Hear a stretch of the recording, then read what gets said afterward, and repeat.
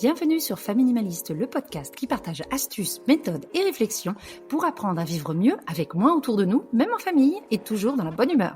Si vous êtes nouveau ici, je me présente, je m'appelle Hélène, je suis maman de 3 ados, minimaliste depuis plusieurs années et professionnelle du désencombrement certifiée. Et si vous n'êtes pas nouveau, bienvenue chez vous et merci de votre fidélité. Aujourd'hui, nous allons parler de techniques de tri et de zones tampons. À quoi ça sert, comment la définir et comment procéder à un désencombrement sur le long terme quand on n'a pas de place dans son appartement ou sa maison pour stocker temporairement les objets à sortir, à vendre ou à remettre dans une autre pièce. Allez, c'est parti pour l'épisode du jour. La thématique du jour m'a été suggérée par une auditrice. Elle m'explique qu'elle doit déménager pour s'installer avec son conjoint, avec lequel elle forme une joyeuse famille recomposée. Face au tri qu'elle doit réaliser avant d'emménager, elle se retrouve confrontée à un problème. Elle n'a pas de zone tampon dans sa maison. Partout, c'est encombré et il n'y a pas d'espace libre. Elle m'a donc demandé comment s'y prendre. Alors, c'est une excellente question parce qu'une zone tampon, c'est très utile, voire essentiel pour désencombrer en profondeur sa maison, surtout si on le fait sur la durée. Alors commençons par les bases. C'est quoi une zone tampon ? Il s'agit d'une zone de transfert, un espace temporaire dans lequel on garde les objets dont on ne veut plus. Ça peut être des objets qu'on doit emmener à la déchetterie en attendant son ouverture, des objets à donner en attendant de faire le trajet vers le magasin de seconde main ou que les personnes à qui on les destine viennent les récupérer. Ça peut aussi être des objets qu'on souhaite vendre parce que la vente, ça prend du temps.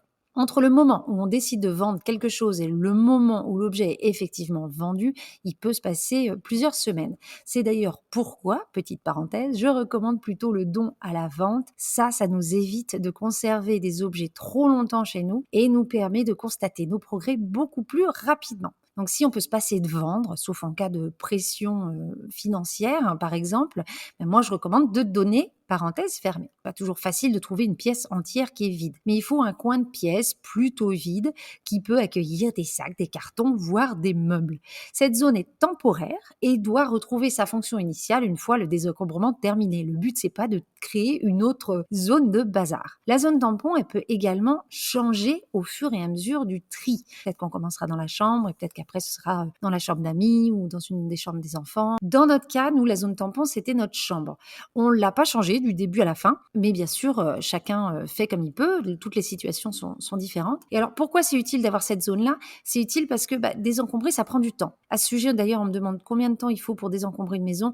J'ai tendance à dire au moins 2 mois. C'est pour ça d'ailleurs que mon accompagnement en groupe pour le désencombrement dure 8 semaines parce que c'est le temps nécessaire pour trier en profondeur. 8 semaines, c'est ce qu'il faut pour obtenir des résultats déjà tangibles, mais ça peut prendre plus ou moins de temps selon divers facteurs. Le niveau d'encombrement, la taille de la maison, l'aide disponible, l'emploi du temps, la forme physique, tout ça dépend de beaucoup de choses. Une zone tampon, ça permet aussi d'éviter de répandre le bazar dans toute la maison. En effet, quand on trie, les objets ne sortent pas immédiatement de la maison. On a souvent l'impression de créer plus de désordre avant de parvenir à une certaine clarté. Si le tri dure longtemps, on a besoin de rester motivé. Si je trie la chambre de mon enfant et que je garde tous les objets à donner, à jeter ou à vendre dans la chambre, je ne verrai pas de progrès. En revanche, si je les déplace dans la zone tampon, je vois déjà que j'ai avancé, je prends conscience du travail accompli et ça m'aide à rester motivé. Si vous avez des enfants, disposer d'une zone tampon vous permet aussi d'éviter qu'ils se remettent les mains dans les affaires après que vous les ayez triés. Ça, c'est un grand classique. On sait comment ça se passe. Ils peuvent décider de se débarrasser de certains objets, mais une fois qu'ils voient ces objets traîner dans un sac ou dans un couloir, ils se souviennent soudainement de leur attachement pour eux. Plus les objets sortent rapidement, plus votre tri avance vite et moins on a de chance pour que les petites mains reviennent dans les sacs. Mettre les choses dans la zone tampon, ça permet de garder les espaces de vie praticables. Si après une séance de tri dans le salon, je peux enlever tous les objets à trier, à donner ou à jeter et les placer dans une zone tampon, l'espace que je viens de trier reste fonctionnel. C'est essentiel car même si on a décidé de trier sa maison de fond en comble, ça reste un espace de vie pour la famille. Avoir des sacs et des cartons partout rendrait le ménage et la vie quotidienne beaucoup plus compliqués. Alors, comment choisir sa zone tampon ? Choisissez un endroit où il y a peu de passage pour éviter que trop de mains ne viennent y remettre de l'ordre. De préférence, optez pour un endroit peu visible. Se retrouver face à une montagne de cartons ou de sacs poubelles, c'est pas des plus agréables. Nous, on avait choisi notre chambre et une fois qu'on a débarrassé les vêtements, j'ai pu me séparer de 2 meubles. Et c'est ça qui a libéré beaucoup d'espace et qui a fait que j'ai pu créer cette zone tampon. J'avais même décidé pour créer une zone un peu plus grande d'enlever une grosse chaise de la chambre. Je l'ai déplacée dans celle d'un des enfants en attendant de la vendre ou de la donner. parce que la chambre de mon fils était assez grande et du coup, ça m'a aidé à agrandir cette zone. Alors, pourquoi on avait choisi notre chambre? Parce que les enfants n'y vont presque jamais et nous non plus dans la journée, on travaille. Même le week-end, on passe pas beaucoup de temps dans notre chambre. Le désordre de la chambre, ça me dérangeait pas trop pendant quelques mois. La nuit, on éteint la lumière, on arrive à faire abstraction. C'était plus simple que de mettre ça dans un garage.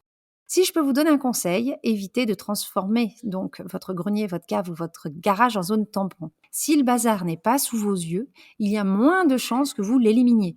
Mais si vous n'avez pas vraiment de zone tampon, comment faire? Eh bien, il faut se la créer. La première option, c'est d'utiliser le coffre de la voiture comme zone tampon. Si vous avez une voiture, vous sortez les objets au fur et à mesure et vous travaillez ce qu'on va appeler en flux tendu. À la fin de chaque séance de tri, vous mettez les objets dans le coffre de la voiture. Par contre, il faut absolument vider le coffre avant de commencer la prochaine séance, en allant dans les magasins de seconde main ou à la déchetterie. Donc ça, c'est votre première option. La deuxième option, comme nous on avait fait, c'était donc de choisir un coin de pièce.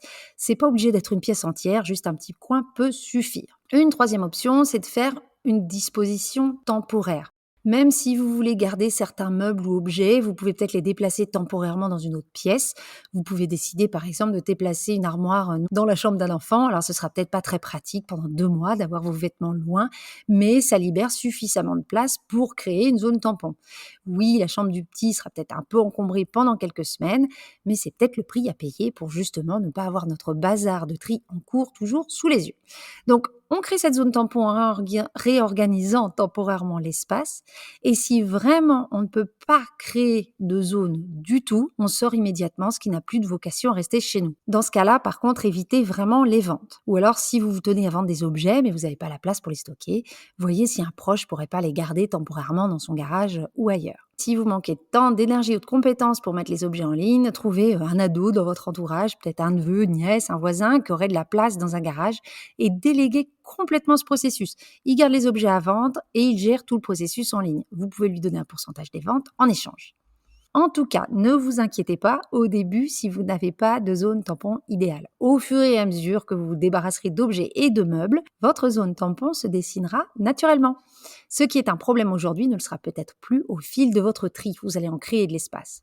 Donc voilà pour mes conseils du jour. J'espère que ça vous aidera dans votre désencombrement et ça vous aidera à le vivre mieux. Dites-moi en commentaire sur YouTube, Spotify ou Instagram quelle est votre zone tampon et quelles sont vos astuces pour en créer une. Ça pourrait aider d'autres personnes. Et voilà pour l'épisode du jour. Merci d'être allé jusqu'au bout. S'il vous a plu, merci de m'aider à faire plaisir à l'algorithme de votre plateforme d'écoute en mettant des étoiles, des commentaires ou en partageant avec des proches. Je vous invite également à vous balader en description pour télécharger mes ressources gratuites comme la fiche méthode de l'épisode, ma liste de 20 défis tri et ma checklist de tri. Vous pouvez aussi vous préinscrire pour le prochain programme d'accompagnement au tri. Je vous dis à très bientôt et en attendant, n'oubliez pas, vivre avec moins, c'est vivre avec mieux.